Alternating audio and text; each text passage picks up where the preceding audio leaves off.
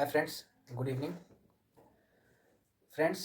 As per official update आपकी JE और ALP दोनों का सीबीटी 2 का डेट आ गया है दोस्तों यहाँ पे एक सबसे बड़ा कन्फ्यूजन जो कैंडिडेट्स में है कि जिन कैंडिडेट्स ने दोनों ही फॉर्म फिलअप किया था यानी कि एएलपी और जेई, तो पहला तो दोनों को ये कन्फ्यूजन है कि भाई पहले रिजल्ट नहीं आया, डेट कैसे आ गया। तो दोस्तों ये नया नहीं है, मैंने 2019 में जेई का एग्ज़ाम दिया था, वहाँ पे भी सेम ही हुआ था कि पहले रिजल्ट से पहले ही डेट बता दिया गया था कि आपका सीबीटी 2 इस डेट पे होगा। देखिए तो कहीं ना कहीं ये सही भी है कि आपको आपकी तैयारी को प्रिपेयर करने के लिए, आपको अपने आप को प्रिपेयर करने के लिए एक सीमित समय सीमा मिल गई कि आपको ये टेंशन नहीं है कि रिजल्ट आएगा कब आएगा, उसके बाद कितने दिन मेरे पास है, रिजल्ट कैसा होगा, क्या तैयारी करें। ये सारा चीज़ छोड़ने के बाद आपको ये क्लैरिटी है कि चलो भैया 20 को एग्ज़ाम है या 19 को एग्ज़ाम है, तो मेरे पास 25 दिन 20 दिन जो भी बचा है उसमें मैं अपना बेस्ट एफर्ट क्या दे सकता हूँ। तो दोस्तों इसको आप पॉजिटिव में ही लें।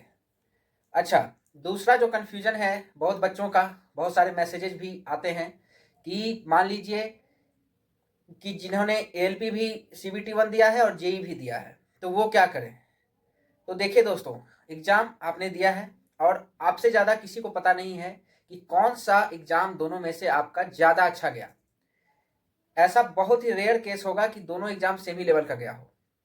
मान लीजिए आपको ऐसा इंटरनल फीलिंग है या आपने जो आपका ऑफिशियल आंसर की निकला उससे मिलाया है, तो मान लीजिए जिस एग्ज़ाम में आपका ज़्यादा चांस बन रहा है कि एएलपी मेरा निकल ही रहा है 100% श्योर, तो आप उसका सीबीटी 2 का सिलेबस ज़्यादा ध्यान दें अभी। और जेई में अगर 100 चांस है कि हो भी सकता है नहीं भी हो सकता है, तो देखिए एएलपी और जेई में कुछ टेक्निकल पार्ट्स तो मिलते जुलते ही हैं और नॉन टेक्निकल पार्ट्स भी मिलते जुलते हैं थोड़े, तो आप लेके दोनों को चल सकते हैं।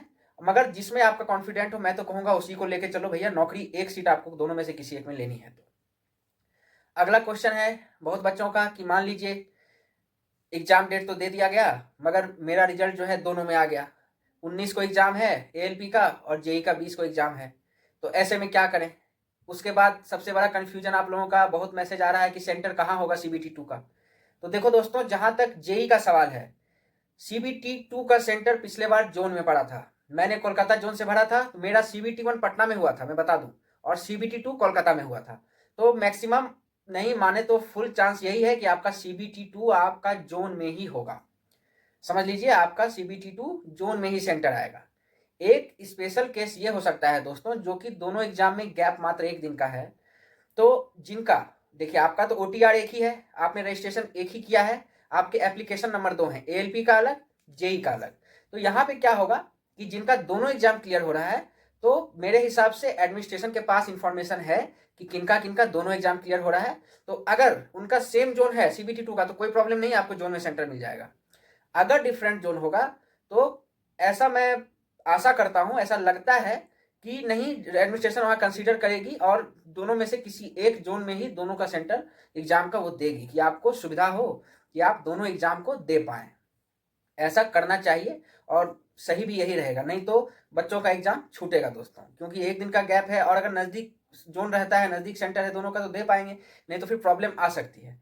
तो होप फॉर द बेस्ट दोस्तों, एडमिनिस्ट्रेशन जरूर इस चीज़ पे सोच रही होगी, आपके हित में ही सोच रही होगी कि कैसे आप दोनों एग्जाम दे पाएँ और अपना एक सीट सुनिश्चित करें दोस्तों। अच्छा दोस्तों, तो मैं यहाँ पे आपका दो जो क्वेरी था कि सेंटर कहाँ पड़ेगा, तो पिछले बार का मैं बता दिया कि जेई का जोन में ही पड़ा था सीबीटी 2 का, तो इस बार भी जोन में ही पढ़ना चाहिए। दूसरा है कि एएलपी जेई दोनों निकल गया, तो यहाँ भी मैं क्लियर करने में थोड़ा तो समर्थ हूँ कि ऐसा अगर होता है तो ओटीआर एडमिनिस्ट्रेशन के पास है, वो जरूर जरूर कंसीडर करेगी कि आपका एक जगह ही सेंटर पड़े।